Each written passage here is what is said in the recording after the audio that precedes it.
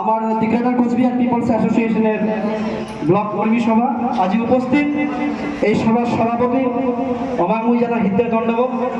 আরও আমার এই মঞ্চে উপস্থিত আছে আমার উত্তর দিনাজপুরের রাজবংশী জাতির গাভুর নেতা মানে মোহনলাল দাদা, আমার চরণ হৃদয় দণ্ডবোধ। আর আমার সম্পাদিকা প্রভৃতি আমাকে জানাও দণ্ডবোধ।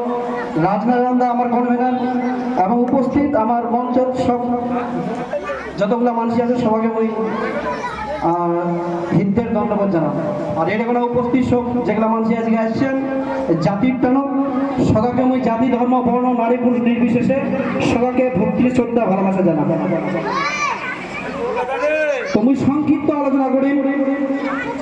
আমার এই মঞ্চতে উপস্থিত আছে মোহনলাল সিংহ দাদা, আমরা তোমার বিস্তারিত আলোচনা করে আলোচনা করি যে আমরা এই ভূখণ্ডের ভূমিপুত্র, আমরা রাজবংশী মানুষ। ভারত স্বাধীনতার পর থেকে আমরা রাজবংশী মানুষ দীর্ঘদিন থেকে শাসিত, লঞ্চিত, বঞ্চিত হয়ে আসছি। আমার এই ভূখণ্ডের মানুষের যেটা সার্বিক বিকাশ হওয়ার কথা ছিল আমার এই হয় নাই। শাসনের নামে শাসন নীতি চালাইছে কলকাতা কেন্দ্রিক, দিল্লি কেন্দ্রিক দলগুলা।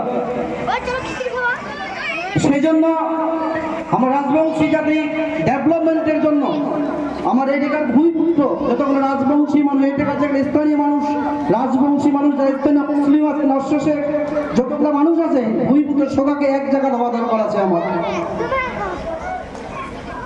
সেজন্য আমরা এটাকার সমস্ত একজোট হয়ে দিঘাটার কোচবিহার পিপলস অ্যাসোসিয়েশন মানে যে হলদিয়া পতাকাটা আছে, এই হলদিয়া পতাকার তলে আমরা সবাই একত্রিত হবো।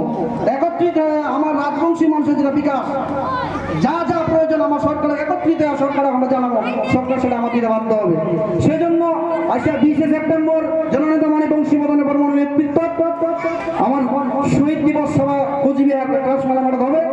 সবাইকে তোমাকে আটুস উত্তার আরো অনুরোধ করি। করণডিগি ব্লক থাকি এবং আমার কালিয়াগঞ্জ থাকি শুরু করে সমস্ত উত্তর দিনাজপুর জেলা থাকি, যাতে আমরা দাখলে দাখলে মানুষ যাতে কোচবিহার নিয়ে যাওয়া পারে এই আশা, এই আকাঙ্ক্ষা রাখিয়া সবাইকে পুনরায় হৃদয়ের দণ্ডবোধ জানায় সংক্ষিপ্ত আলোচনা এটা শেষ করল। ধন্যবাদ।